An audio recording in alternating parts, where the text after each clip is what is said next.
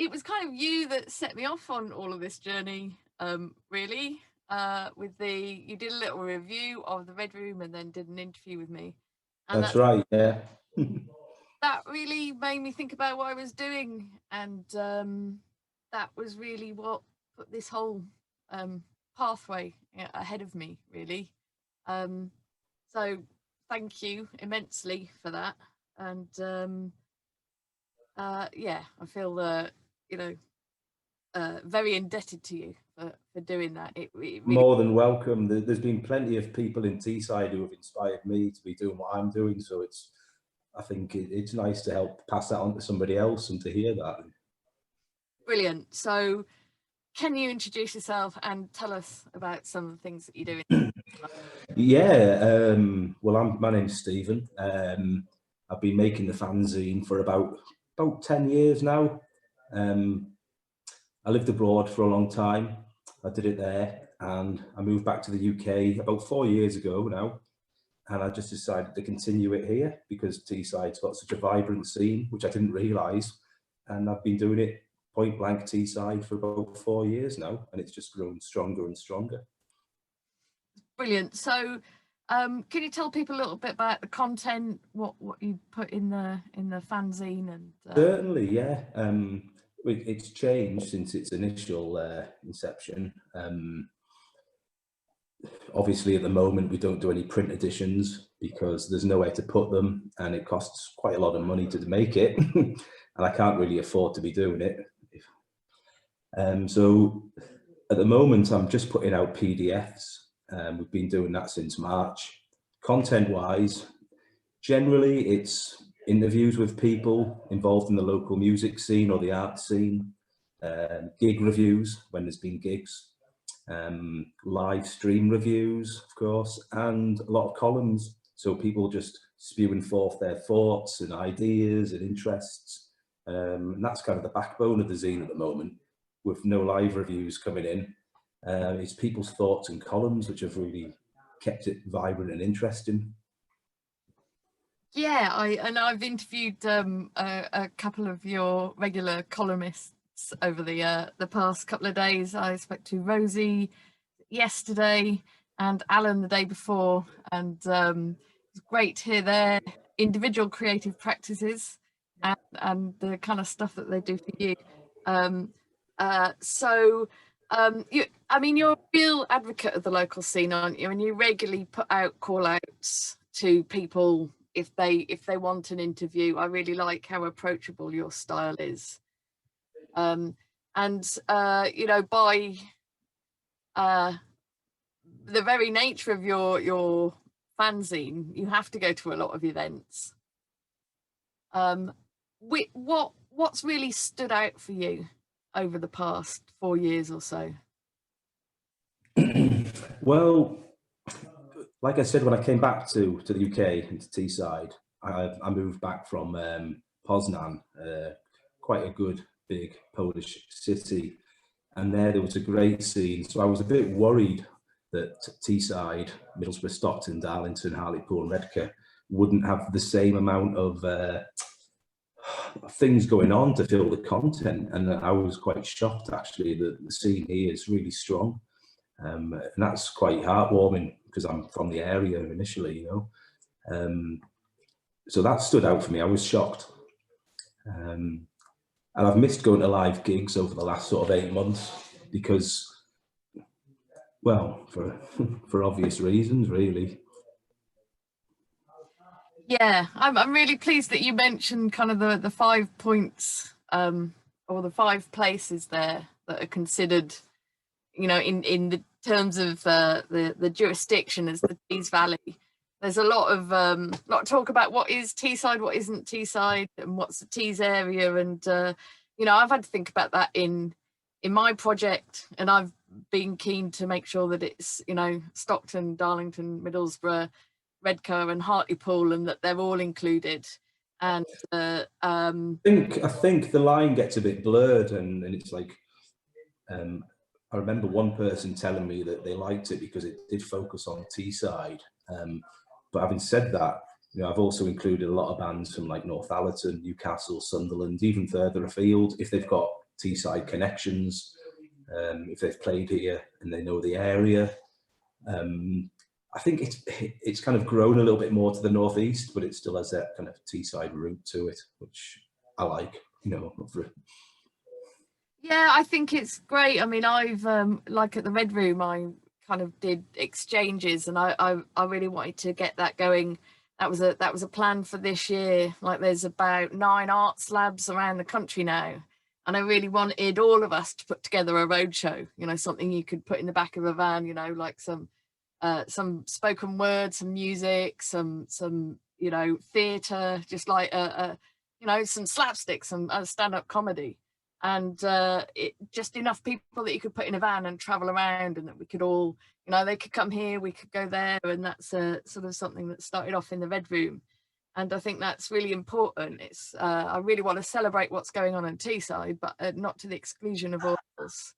So I think we you know, we really know at the moment that the arts have all got to stick together and to and try to have a strong, solid voice. Well, I think the Red Room's a good example of how it's branched out a little bit, and it's not, I mean, it's probably, you know, 75% music based, but, you know, we do feature like comedy troupes and acts, Red Room, you know, just anything that's basically bringing creative people together. I think it's important, but it is primarily music based. But I think to ignore other, you know, creative sorts like yourselves, it's unfair. And I think, you know, there's pages there to be filled, and I think, you know, why not expand a little bit without losing what it is initially, if that makes sense.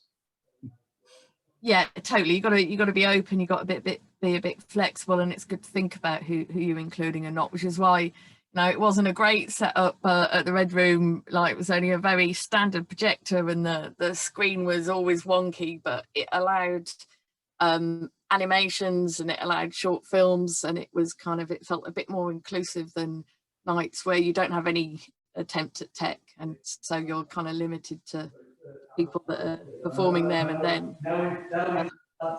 It's you know, it kind of feels a bit more friendly and bringing things together, and I just like that mix. And also, it's like, you know, you get so many nights that are just one thing.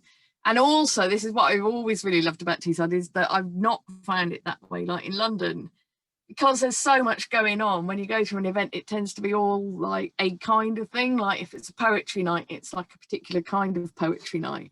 Whereas up here, it's that it's always a mix. It's always a mix, and it's always been exciting. And well, there's a good DIY scene, I think, and like, you know, like people like yourselves, they're like, you know, Shoecake Comedy Club, a lot of venues, and like, I think Base Camp's a good example, you know, and the former Music Lounge, I'm going to talk about them, the Georgian Theatre, places like the Westgarth in Middlesbrough, you know, like there's a lot of stuff going on. I think it's important, and I think when I came back here, there's a few music magazines kicking around, and, you know, I think like Narc especially is one which I do like, but there was no kind of DIY zine, you know, like, and I think that's where Point Blank fits in, because I like that DIY ethic, basically. And, you know, I don't play music anymore. I'm not in any bands at the moment. So I think for me, like creating something, putting something into the scene and feeling a part of it's very important. You know, like.